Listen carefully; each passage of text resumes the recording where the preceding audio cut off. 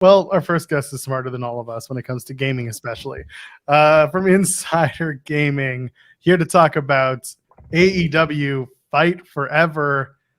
We got a real reviewer on our hands. Mike Straw is here. Hello, Mike Straw. Hello. I got my coffee. I'm ready to go. I'm in my feels today because 18 years ago today, the Andy Milonakis show debuted on MTV, and I'm like, it's no way it's been 18 years since 2005. We're all old, man. We're all old. It's very sad. People born in like the 90s are now making me very upset because I'm old. Yeah. We found out over the weekend that Joel thought I was way older than I am, so it's great. No offense. Do you want to reveal your age here on the air, Mike Shaw? Yeah, I'm only 32. That sounds about right. I thought you were probably a little bit older too. Yeah, I figured. Got my 33rd birthday is in a month and a half. I'm ready for nothing. Everybody buy nice things for Mike Straw. He'll post his Amazon wish list or something. I'm sure. It's all got I need new lighting. That's what it's got. I want recessed lighting in my house. That's what I want. Perfect. That's my age at this point. Well, you made it home from Toronto. I got to hang out with you and your wife at Forbidden Door. Had a nice time meeting y'all. Now it's time to talk about the game. Yeah. Not Triple H. I'm talking about AEW Fight Forever. To be honest, I'd rather spend this entire time talking about Triple H and his current career. So let's just set this up for people. Mike was with us when the last WWE game dropped. He joined us on Twitch as we played along, insofar that we sat for 30 minutes watching a Hell in a Cell match that kept glitching out, and we were talking about AAA gaming. Mike, right off the bat, IGN gave it a 6 out of 10 this morning. The reviews are coming in. Give us your initial thoughts, just your overhead thoughts to start. I think IGN was generous. The gameplay is fun, but there's nothing there to keep you more than like maybe 2 weeks of playing this game. No matter how that's the elevator pitch of the review, the tagline. 2 weeks and you're done. A Bill Goldberg match lasts longer than your enjoyment with this game. Go ahead. I've played it. I've played it as well. And like I don't fully disagree. I really do love the core gameplay. It's very fun. I've already gone through Road to the Elite. Like that did not take me that long, and I don't have much reason to like go through it again. Feels like you're just playing kind of the same thing again. And then the creative mode is pretty basic. If you want like full level detail on stuff, you're probably not going to get a lot of that. There's no community creations. You can't share this stuff either. So that, you got to go. It's very, they want to create a game for the old school gamers. You got to go online, game FAQs and be like, all right, now you do the slider over to 12 and then, all right, head 28 for this. That's the thing. It's even deep. It's not even that deep. There are no sliders. Yeah. There's nothing. The creation suite, like Sean had reported on it. I had reported on it for the past year plus about how limited this creation suite was going to be, and it was worse. It is worse than even I was told it was going to be. Like it's just there's nothing. Like there's 8 faces you can choose from for male wrestlers, 4 for women. There's 17 different or there's 3 body types or 4 body types, 17 different like lower body attire. There's nothing. Like you're not creating any wrestlers that don't look like generic people that you'd find in a story mode. I saw the Roman Reigns creation somebody tried, and it was a great Jason Momoa creation, like fantastic Jason Momoa. Like if you had told me they created Jason Momoa, I was like, oh man, you can do some really good stuff on this. But they're like, no, this is Roman Reigns. Like, oh, all right, that's not so good. Yeah, it's like the gameplay, the core gameplay, like you said, it's fun. It's over the top, which I enjoy. Yes. There are a lot of bugs right now that need to be patched and fixed, like wrestlers clipping through the ring. My very first match in the game, I had posted a picture of it maybe like 20 minutes ago or so. My very first match, I did Omega and Starks, and Omega glitched into the ring.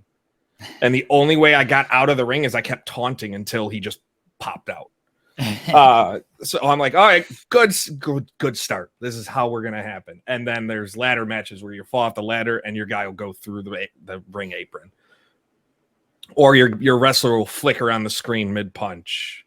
The weapons, they disappear, they go through your body and don't register contact. Like there's these little things that just take you out of the fun, which really bothers me. Because at the end of the day, I don't care if the creation suite's limited, even if the story mode is repetitive.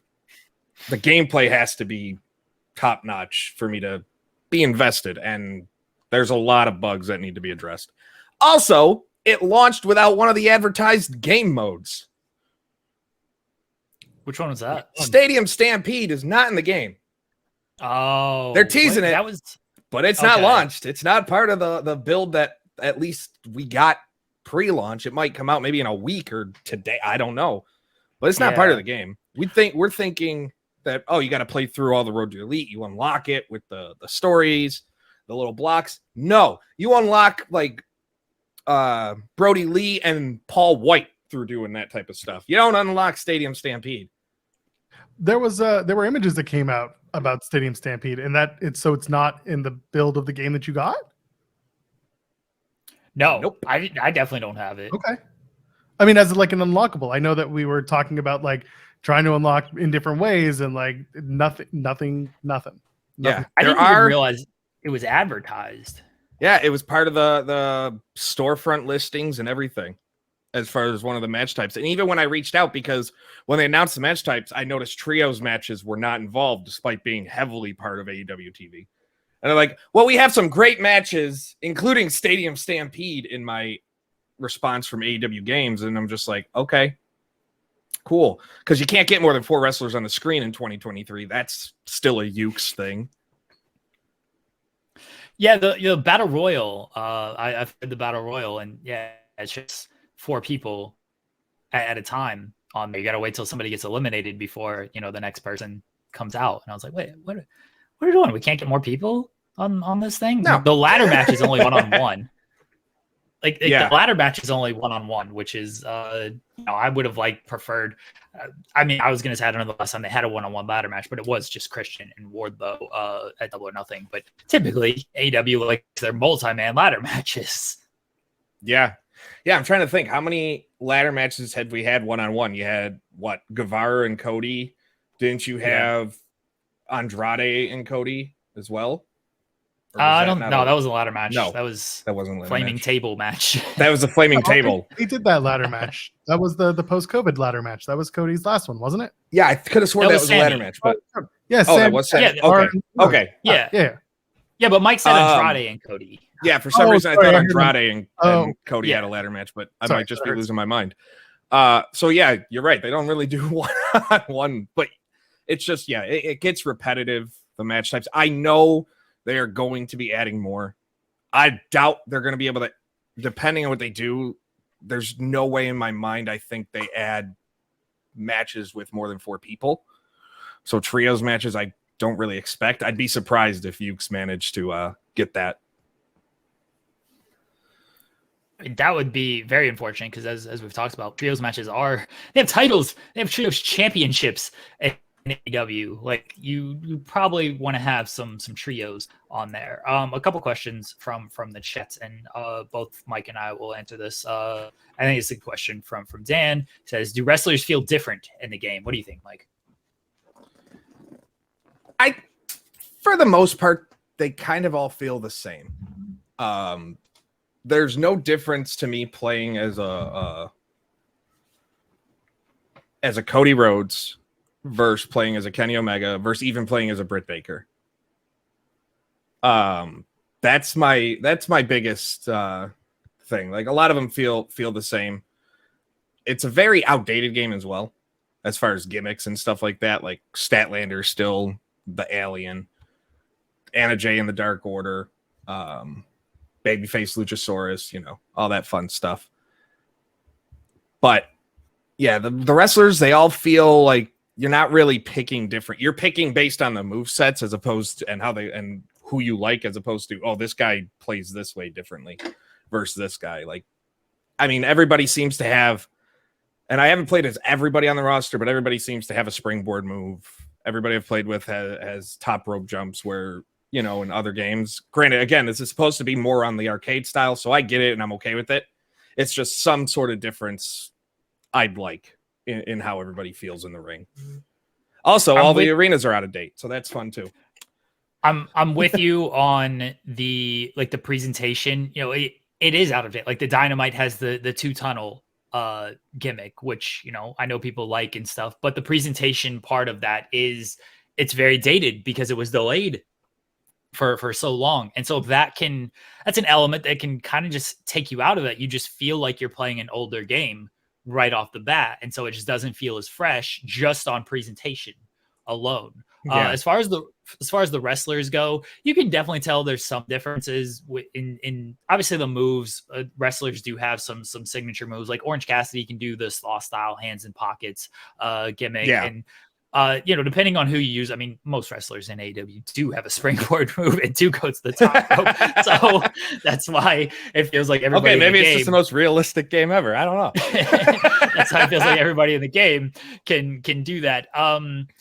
But it does have like different, I think they call it traits, where it's like, oh yeah, certain wrestlers can do this and certain wrestlers can't do this. So they try to differentiate when it comes to that. I think for the most part, you're getting like this wrestler wrestles kind of how this wrestler would wrestle in real life. One thing that it doesn't take me out of it, I don't have too big of an issue with it, but I could see if you are looking for more of a realism type thing. I wrestled Paul White last night as part of the Road to the Elite, and like you can just like toss him around like he's any type of cruiserweight. And I know in like the older like No Mercy WrestleMania games, like they did kind of have that weight balance there to where like a smaller guy will struggle to pick up the bigger guy type of thing, and it doesn't appear that that's there. At least on, again, this was one match. Maybe I need to play it a little bit more and figure it out. But like, yeah, Paul White, you could just he's gonna wrestle like just a toss him around like he's just some cruiserweight. I had Danielson just body slamming him like it was nothing out there. I mean, to be fair, it is Bryan Danielson. I mean, true. Yeah, absolutely true. But there's somebody I know. I don't know who said it, but I'm like, imagine not believing Bryan Danielson ain't the effing GOAT. I don't know. So Smart man. Smart man. Yeah. But there doesn't appear to be like a weight balance there, and I know that might take some people out of it. Is like, all right, if I can just like wrestle Paul White as a cruiserweight, we got to have like a little bit of realism in there, right? Yeah. And then Frantic World asked, will future updates and DLC keep people playing the game? I think, the DLC is interesting. I still find it hilarious that Matt Hardy was a pre-order bonus, but Jeff is on the base roster. The whole thing, like the way the game came out, and this is where I tease like behind the scenes stuff. So the game was scheduled to come out around Forbidden Door because originally they wanted it launched around Full Gear last year. Then it was February this year. Then it was going to be Double or Nothing this year. And then they finally settled on, all right, we got to get this out June. So what I found out over the last like 48 hours or so is that there were cases of some people, I'm not sure who exactly, but some people behind the scenes wanted this game, like they wanted every bug like squashed and kind of like that, we'll wait until it's perfect type of thing. But then eventually it got overpowered. One of the people that overpowered the vote was Kenny Omega, who's worked hand in hand or overruled, wanted the game out because people were tired of waiting. They knew they had to hit because one, the game was already outdated, and the longer it waited, the more outdated it became. So it basically, from what I was told, got pushed out because they needed the game out. And things with Ukes have gotten better on a relationship standpoint, but it's not where if I were to put money on it today, where I think this relationship continues past a couple more years. I would think if another one comes out, they move on to a different developer.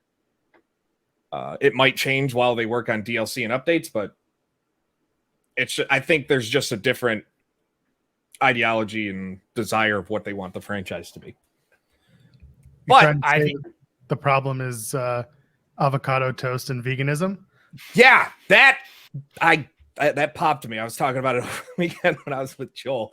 The fact that one of the first options you get loading is like, are you a vegetarian diet or non-vegetarian? Yeah. And then they still give me avocado toast when I chose non-vegetarian. I'm like, no. Or DC, widely renowned for their pizza.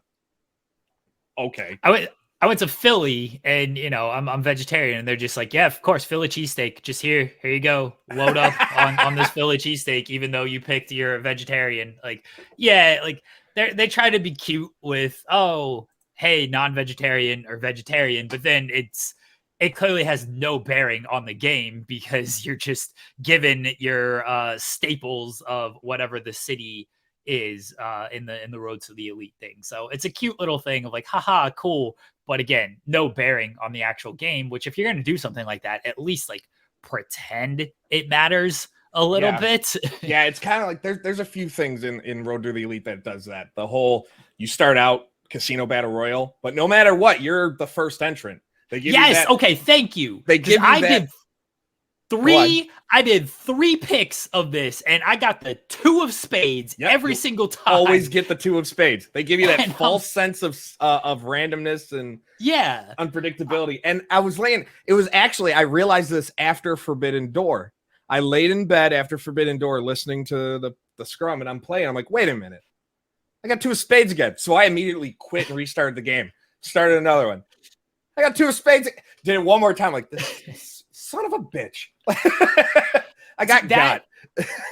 See, that is where. So I've only played through Road to the Elite once, but I tried it twice. I started off as one, and then only did like one match, and then played it again. And then I did the gimmick thing again just to see if it was 2 of spades, and it was. So yeah, you start off at 2 of spades no matter what. This is what I mean about like replayability with it, is like there's just not a whole lot, because you do like cut scenes and everything, and you interact with wrestlers and everything, but you don't actually make choices. And like, because you don't make choices, it's just like, you just kind of go through it and you just play however, the diagram is that you're going to play it. The fact that, look, here's some spoilers for people. I apologize. I'm going to spoil Road to the Elite for you. One of the first little angles that 20 minutes. One of the first angles that you do is you do a coexisting tag team with somebody. That has to be a rib because of the trolling online of, can they coexist constantly? There's no way in my mind that wasn't intentionally done as the first thing you do. so you do a coexisting tag team, and you go through and you win the titles, or you don't win the titles, I guess. But you win the titles, and then it turns into a thing of like, oh, I'm the person who stole your luggage. The tag team partner stole your luggage. And I'm like, oh, cool. I'm either going to get to choose to like turn on this man, or I'm going to get to choose to like be his friend, and we're going to continue to defend the tag team titles. It's like, no, you just turn on him, and then that whole story is dropped, and you just move on to the next thing, and you're still the tag team champions, apparently. So there's no resolution to anything. Yeah. It's just, hey, what's like a 4-week story we can play out in this video game where you don't actually have a say over anything, and what's the next 4-week thing? It's very, very, again, there's not a lot of replayability with that. What bothers me too, and this goes, one, the women's roster is shit in the game, but the fact that in Road to the Elite there is one women-centric story in one block.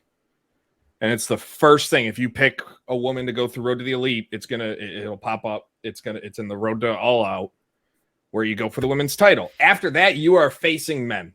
You are in the men-centric storyline, and it doesn't matter who you are. It's all men. Which, fine. I like the idea of intergender matches in the video game. It's fun taking Britt Baker and just beating the holy hell out of Adam Cole because it's funny to me. But the idea that it's like AEW television. They have one small section per the show to dedicate to women, and that's all you're getting. And it bothers me. I would have liked to see at least a couple more female-centric storylines, but it again goes to like they just, you play through it. It doesn't really feel like it's branching. Like, you don't really know, like your wins and losses you never feel like losing your matches impacted anything. Like, intentionally losing all the way through, you're still going to end up at All Out facing your tag partner. Like, it doesn't seem to matter. And it's just, there's certain things that I like, but I don't like. Like, granted, all the backstage, everybody wears the same t-shirts from whatever city they're in. You get these random segments with Kenny Omega talking about Christian. I was Christian in one of them. Talk about, oh, you might have a chance in this industry, kid. I'm like, okay, pretty sure he's older than you, but okay. Though Christian does get hurt a lot. In 9 weeks, he got hurt 7 times for me. 9 weeks, 7 injuries. My first in the casino battle royale was CM Punk, and it got hurt in that match, and I was like, oh. Was it a foot injury? No, it was a shoulder injury. Actually, it was might have been triceps injury. So it's funny you bring that up. That's the only injury that Christian's gotten. 7 shoulder injuries. Maybe that's the only injury in the game. Now it's bothering me. Now I'm gonna go in and try and get injured.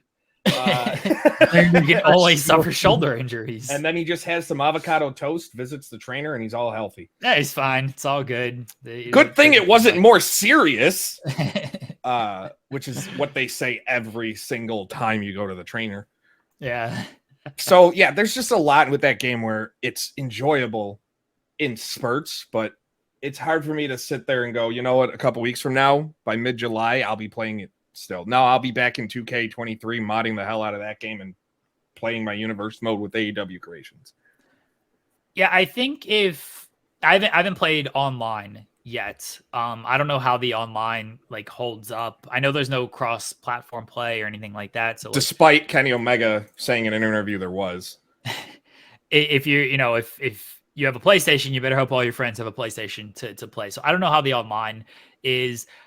That's I think where a lot of the replayability will probably come if you just play it online with your friends. Because otherwise, if you're just a solo gamer, which I largely am, there's just not a whole lot to kind of keep you coming back to it. Whereas with WWE 2K, and I know it's a game that's had years of creation and development and everything, I'll play different universe modes and just book or be a GM mode and just book all day and have fun, have a bunch of fun with that. Whereas, AEW with Fight Forever, all right, cool. I can keep just doing singles matches, but after a while, once you've kind of used everybody on the roster, there ain't much to go I think on that's the biggest omission from Fight Forever is there's not a sandbox mode.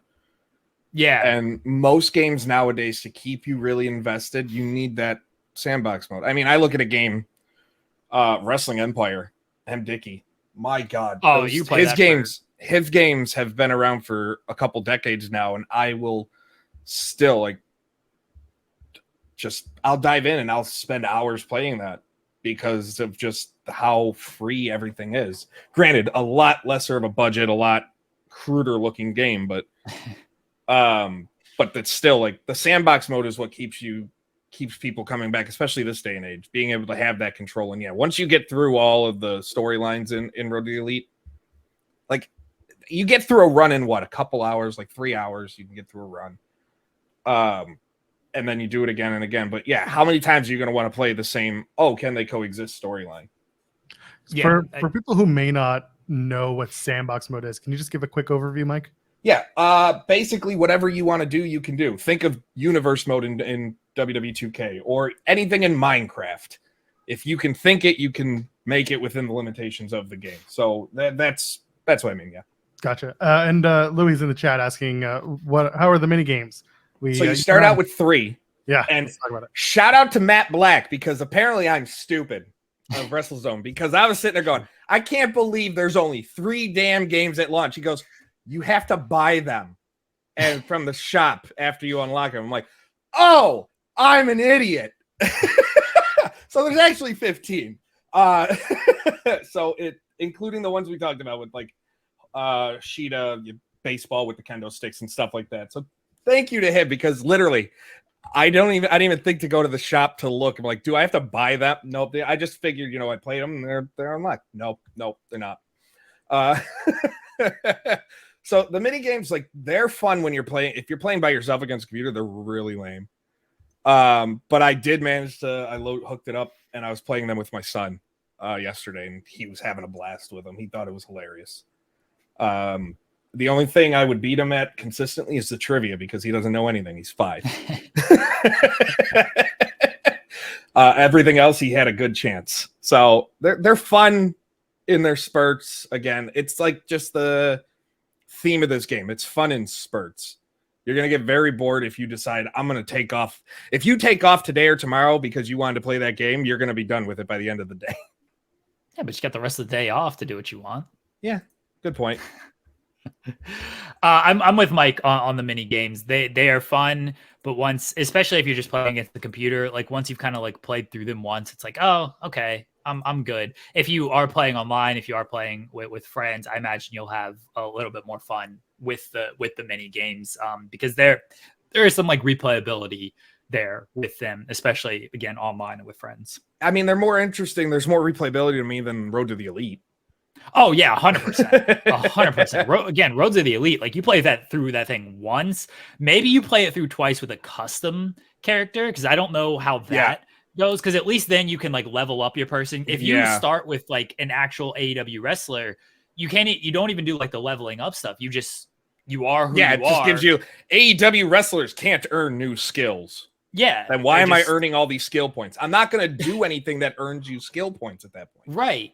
Exactly. So yeah, if you start through, that's about the only time you're going to replay Road to the Elite, at least in my opinion. You're going to play through once with an AEW wrestler, and then just play through with whoever your favorite is or whoever you want to play through with, and then play through once as a custom person. So you actually feel like you're accomplishing something by winning matches and doing all the tasks, so you can earn skills and money and stuff to level up your wrestler. Otherwise, Road to the Elite, you're done with it after 2 tries. One thing too, real quick, that kind of frustrates me is at the beginning of every match, the AI wrestlers can run at you full speed. You can't do anything about it. Fucking Scorpio Sky does this every time I wrestle this man. Ricky Starks, Andrade, everyone. They just run dead at you. It's like starting the match, you get the pop-up graphic. They're running dead at you, ready to hit you and you can't counter it. No. Because by the time it goes away, you've already been hit. It's like, okay, thanks. You can't even pause or anything, because like I'm playing it last night and I'm trying to pause it to do something, and like right when the fight screen comes up, I'm hitting the pause button. I can't pause it. Next thing I know, Scorpio Sky has already elbowed me, and then I can pause it. Like, all right, thanks. Yeah. Don't like it. Yeah. Oh, Matt Black says that's a heal ability in the game. I don't like it. That's amazing. I love it. Okay, I love that. That's a heal ability. Yeah, it is kind of funny. It's bullshit though. It is. Doesn't make it any less bullshit. All right, Mike. Thank you for joining us today. We really appreciate it. Let everybody know where they can find you at. Yeah, you can find me on every social media platform, mostly on Twitter at Mike Straw Media. You can find my written work at insider-gaming.com. I'm going to do a plug. It's day 4 of Microsoft versus FTC today, so I'm going to be sitting here starting at 11:30 Eastern, listening to the whole damn thing. But we get the Activision CEO, Bobby Kotick, testimony today, so it should be fun. My God. I don't know anything about that. Yeah, Microsoft wants to buy Activision. Sony and the FTC don't want it to happen. Oh, that's going to be a big deal. Oh, God.